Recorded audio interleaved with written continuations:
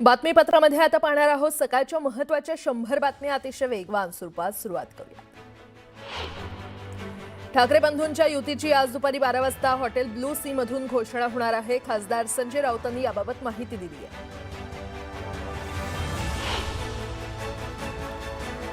ठाकरे बंधू मुंबई, ठाणे, पुणे, नाशिक, नवी मुंबई, कल्याण, डोंबिवली आणि मीरा भाईंदरमध्ये एकत्र लढणार आहेत। तर जागा वाटपासंदर्भात चर्चा पूर्ण झाल्याची माहिती संजय राऊतांनी दिली आहे। मामूंची टोळी एकत्र आली तर महापालिकेमध्ये काहीही परिणाम होणार नसल्याचं अमित साटम यांनी म्हटलंय। ठाकरे बंधूंच्या युतीवरून त्यांनी जोरदार टीका केली आहे। शिवसेनेच्या नवनिर्वाचित नगराध्यक्षांचा सत्कार सोहळ्यात एकनाथ शिंदेंनी ठाकरेंवर टीका केली। जनतेनं उबाठाला जमाल गोटा दिल्याचं म्हणत त्यांनी जोरदार हल्लाबोल केला।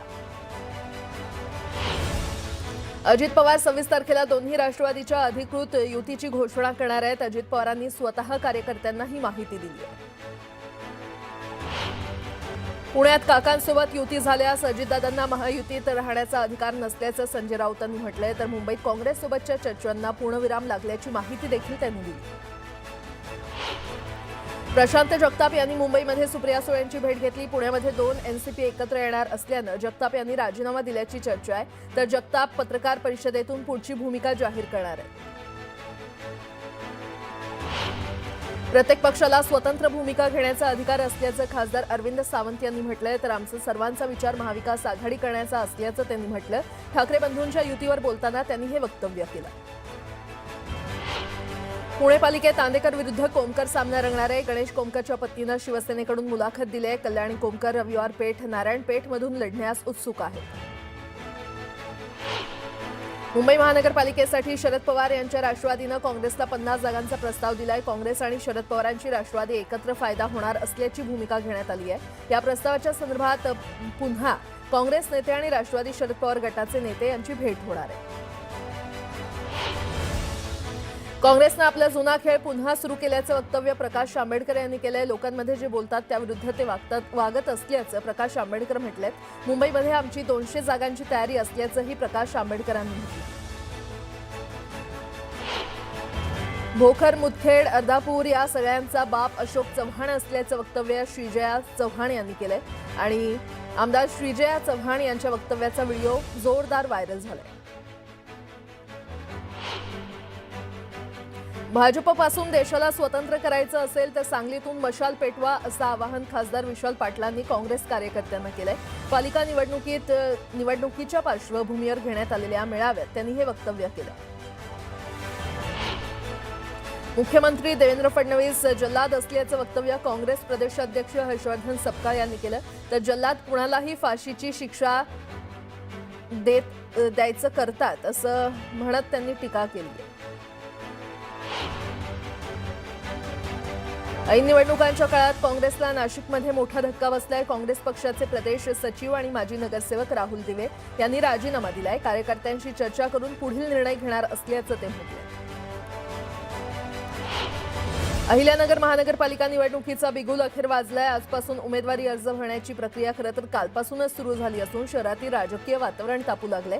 एकूण 17 वॉर्डांसाठी ही निवडणूक होणार असून त्यासाठी प्रशासनानं 6 ठिकाणी निवडणूक कार्यालयं स्थापन केली आहेत।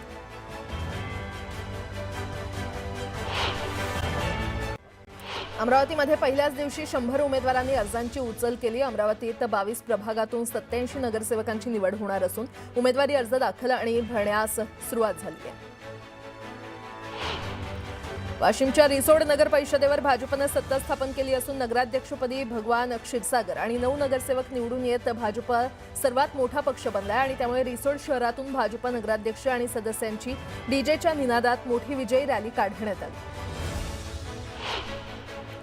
यवतमाळ नगर परिषदेचे माजी नगराध्यक्ष सुभाष राय यांनी पुन्हा एकदा आपला करिश्मा दाखवत 2 प्रभागांमध्ये भाजपचे उमेदवार विजयी केलेत।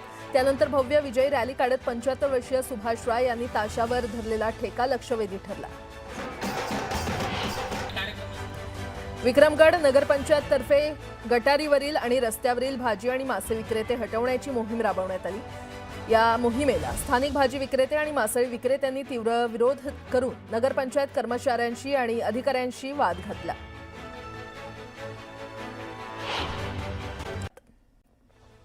छत्रपती संभाजीनगरच्या पहाडसिंगपुरा भागात माथेफिरूचा हेदस पाहायला मिळाला। घरासमोर उभी असलेली चारचाकी वाहनं त्यानं फोडली। चारचाकी वाहन फोडताना अज्ञात माथेफिरू सीसीटीव्हीमध्ये कैद झाले। पंढरपूरच्या श्री विठ्ठल रुक्मिणी मातेच्या पूजेची 26 डिसेंबरपासून ऑनलाईन नोंदणी करता येणार आहे। मंदिर समितीचे सहअध्यक्ष गहिनीनाथ महाराज औसेकर यांनी ही माहिती दिली आहे। जळगाव शहरातील प्रभात चौकातील भाजीपाला बाजारात दुकानदारांमध्ये जोरदार हाणामारी झाली। दुकान लावण्याच्या वादातून ही घटना घडली। दरम्यान काही काळ बाजारात तणाव आणि गोंधळाचं वातावरण होतं। यवतमाळमध्ये केळीला दर नसल्यानं केळी उत्पादक शेतकऱ्यांनी चिंता व्यक्त केली आहे। व्यापारी केळी घेत नसल्यानं शेतकऱ्यानं केळी बागेवर जेसीबी फिरवला। यामुळे शेतकऱ्याचं मोठं नुकसान झालंय। महापालिका निवडणुकीच्या पार्श्वभूमीवर जळगावात सर्वधर्मीय धर्मगुरू एकवटले। जळगाव प्रथम या अराजकीय संघटनेच्या माध्यमातून बैठक घेण्यात आली।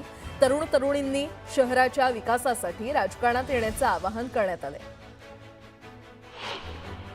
केंद्रीय लोकसेवा आयोगाच्या वतीनं घेतलेल्या केंद्रीय वैद्यकीय सेवा परीक्षेत सांगोल्यातील सौरभ संतोष कुमार निंबाळकर यानं पहिल्याच प्रयत्नात देशात 77वा रँक मिळवला। सौरभच्या या यशाचं कौतुक केलं जात आहे।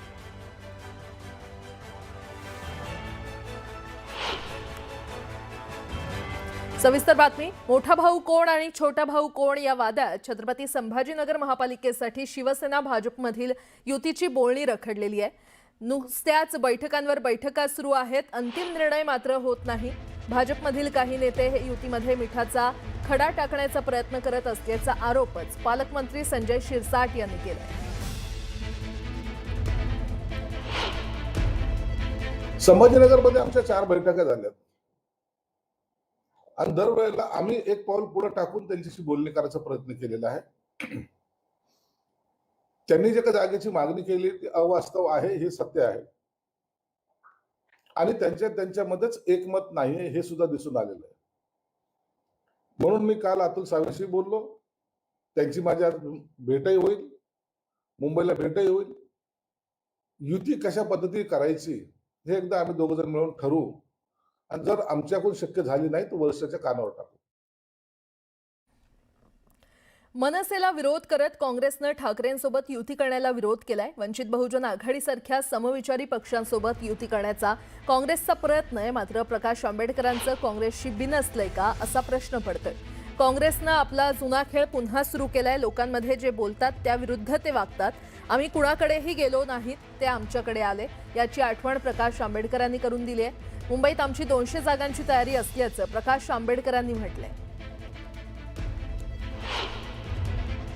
50 जागांबद्दल आग्रही आहेत मुंबईत, 50-50 म्हणत होतो, 112 113 राखला जाईल। आम्ही असं तिथे आता 200 जागांच्या लढण्याच्या तयारीमध्ये आहोत।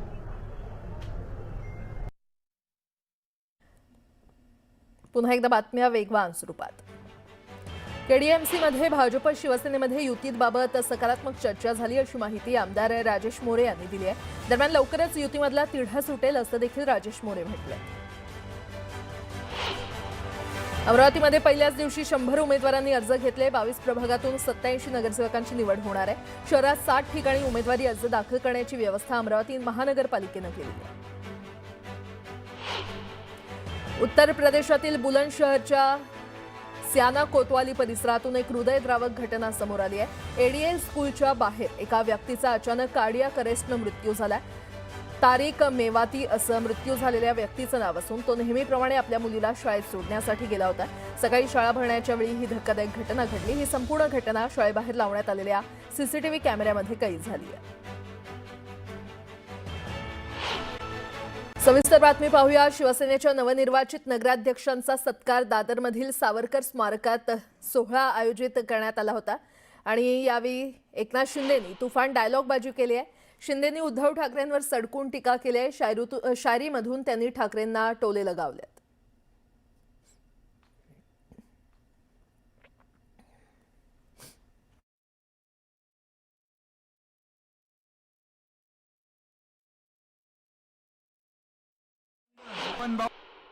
मी विजय मिळवलेला हा अतिशय ऐतिहासिक आहे आणि म्हणून नकली सब घर पे बैठे हैं, असली मेरे सामने बैठे हैं आणि म्हणून सच्चा जूता हार गया झूठा, जनता ने दिया, उबाटा को जमाल गोटा.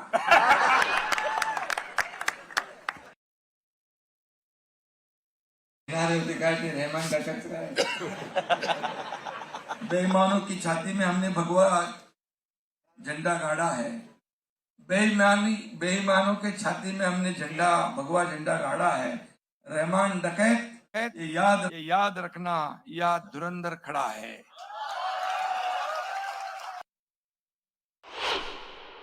महाविकास आघाडी काय झालं होतं माहिती, त्यांनी पराभव मान्य केला होता वाटतं.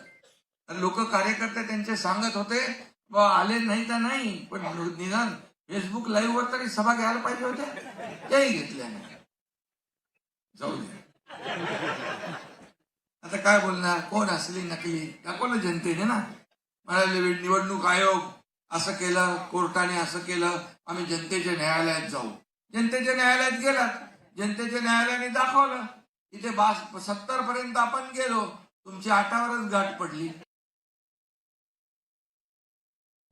दरम्यान जागा वाटपाच्या मुद्द्यावरून शिवसेना भाजपमध्ये रस्सीखेच सुरू आहे, तर दुसरीकडे निवडणुकीतील स्ट्राईक रेटच्या मुद्द्यावरून शिंदेंनी भाजपला सूचक इशारा दिलाय.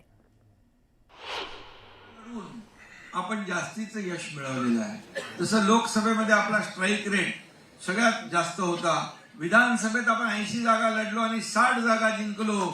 तोच इतिहास या ठिकाणी या निवडणुकीत देखील पाहायला मिळाला. महायुतीच्या जागा वाटपाचा फॉर्म्युला ठरलाय. एकनाथ शिंदे, रवींद्र चव्हाण यांच्यामध्ये मॅरेथॉन बैठका झाल्यात. शिंदेंच्या ठाण्यातील निवासस्थानी पहाटे 4 पर्यंत खलबतं झाली असल्याचं कळतंय. तर श्रीकांत शिंदे, नरेश म्हस्के आणि शेवाळे या बैठकीत उपस्थित होते. जागा वाटपाची अधिकृत घोषणा लवकरच होणार असल्याचं कळतंय. आणि या संदर्भात अधिक माहिती देत आहेत आमचे प्रतिनिधी तुषार उपनवर आपल्यासोबत जोडले गेलेले आहेत. तुषार, काय अपडेट? प्राजक्ता, एकीकडे ठाकरे बंधूंचा मुहूर्त 12 वाजता ठरलाय, तर दुसरीकडे महायुतीतले प्रमुख 2 पक्ष शिवसेना आणि भाजपा यांची संपूर्ण रात्रभर आपल्याला मॅरेथॉन बैठक पार पडताना पाहायला मिळाली. जवळपास उपमुख्यमंत्री एकनाथ शिंदे यांच्या निवासस्थानी 5 तास ही बैठक सुरू होती. पहाटे 4 वाजता ही बैठक आपल्याला संपन्न होताना पाहायला मिळाली. या बैठकीमध्ये प्रामुख्याने ठाणे असेल, कल्याण डोंबिवलीसह नवी मुंबई सर्व महानगरपालिका निवडणुका युतीमध्ये लढण्यासंदर्भामध्ये चर्चा अंतिम टप्प्यात आल्याचं पाहायला मिळतंय. जागा वाटपाचा फॉर्म्युला देखील ठरलेला आहे. येत्या 2 दिवसामध्ये स्थानिक पातळीवरच्या नेत्यांसोबत आपल्याला प्रभागनिहाय बैठका घेऊन आपल्याला शेवटची अंतिम चर्चा पूर्ण होताना पाहायला मिळणार आहेत. जी चर्चा वरिष्ठ नेत्यांमध्ये झालेली आहे, ती चर्चा आता स्थानिक पातळीवरतील नेत्यांना या पुढल्या काळामध्ये 2 दिवसामध्ये सांगताना पाहायला मिळणार आहे. साधारणतः 26 तारखेला महायुतीच्या घोषणेची तारीख ठरल्याचं पाहायला मिळतंय. जागा वाटपाचा फॉर्म्युला देखील अंतिम टप्प्यात आलेला आहे. मात्र जी वरिष्ठ नेत्यांमध्ये चर्चा झालेली आहे, ती चर्चा सर्व बूथ लेवल पर्यंत पोहोचणं ते देखील तितकंच गरजेचं आहे. म्हणून 2 दिवसापर्यंत स्थानिक पातळीवरती प्रभागनिहाय उमेदवारांसोबत संवाद साधला जाणार आहे आणि ती सर्व माहिती देताना पाहायला मिळणार आहे. ठीक आहे तुषार, वेळोवेळी अपडेट घेत राहू. तुर्तास धन्यवाद या संपूर्ण माहितीसाठी.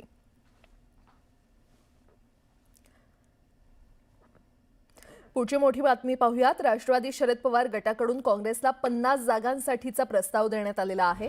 मुंबई महानगरपालिकेमध्ये काँग्रेस आणि राष्ट्रवादी शरद पवार गट एकत्र लढलो तर फायदा होईल अशी नेत्यांची भूमिका आहे.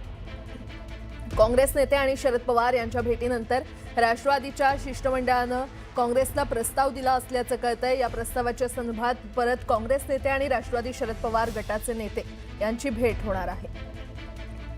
तर काँग्रेसची एकीकडे वंचित सोबत बोलणी सुरू असताना दुसरीकडे राष्ट्रवादी शरद पवार गटाचाही प्रस्ताव आल्यानं काँग्रेसला आता भूमिका घ्यावी लागणार आहे.